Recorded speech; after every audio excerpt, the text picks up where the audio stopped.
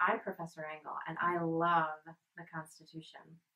I keep this book in my office.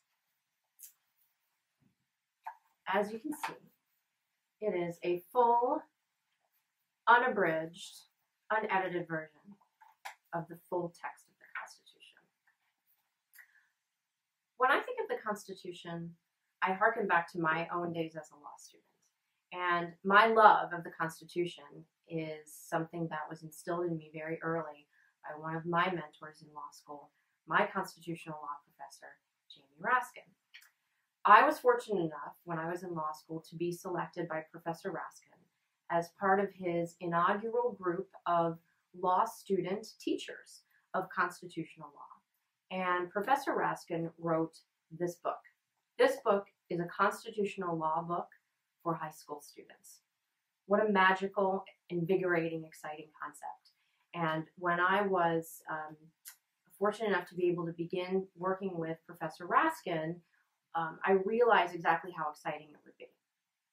Professor Raskin wrote this book because he thought that the Constitution belonged in the hearts and minds of everyone, starting at a very young age, which is also the concept that underlies Constitution Day, being celebrated every year in September, normally on September 17th, like we're doing at the law school here. So working with Professor Raskin in learning what was in this book and how to utilize it to plan lessons and to organize a curriculum for high school students in Washington, D.C., which is where I went to law school, it really laid the groundwork for me to begin thinking about how to utilize the Constitution in teaching like I do now as a law school professor. I have a little fun thing just to show that I actually did do that project, and this was the Marshall Brennan. You see Justices, the late Justices Marshall and Brennan pictured here. Their estates funded, in part, this project of constitutional law teaching, and we called it the Marshall Brennan Project, We the Students, which is the title of the book that Professor Raskin wrote. And in teaching the Constitution to high school students, we had to really begin with the basics. And that's really how I start in the classroom. Like many professors here at the law school, I incorporate aspects of constitutional law into what I teach, particularly in my family law course, but also in the work that I do in clinical teaching at times in the family law clinic.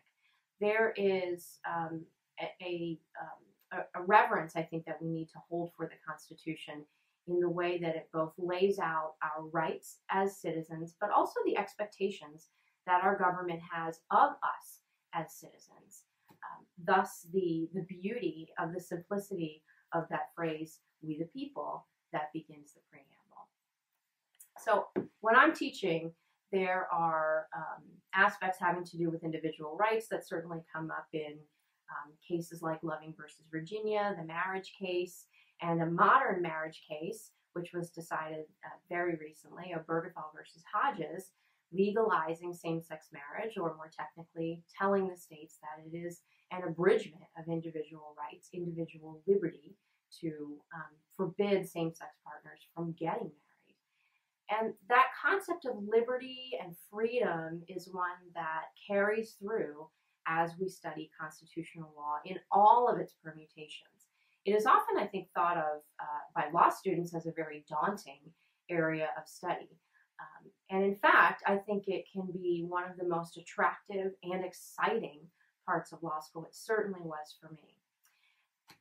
After I completed law school and had that great opportunity to teach high school students about con law, and before I began law teaching, one of the things that I did in the interim to keep my love for Constitution and teaching about the Constitution active is I organized a project within a local bar association where I was a member, where we would go out into local schools on Constitution Day every year to teach younger kids about constitutional law.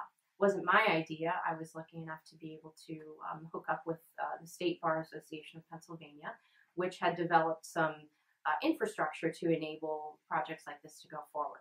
So I chaired this effort, and for a couple of years we had a system where we would go in and offer to teach little bits and pieces of the Constitution, the basics, to younger students. And I one year went into my son's 5th grade class in elementary school, and his teacher, who had enjoyed our presentation the year before, when I showed up in the class where my son was a student, she graciously gave me this signed book, which is a really neat children's book about the Constitution, enabling them at such a young age to realize that these ideas about rules and fairness and expectation and the ways in which we organize those and tell each other what we expect about how we'll behave towards each other, all of those things are completely accessible when they're presented to students in this way.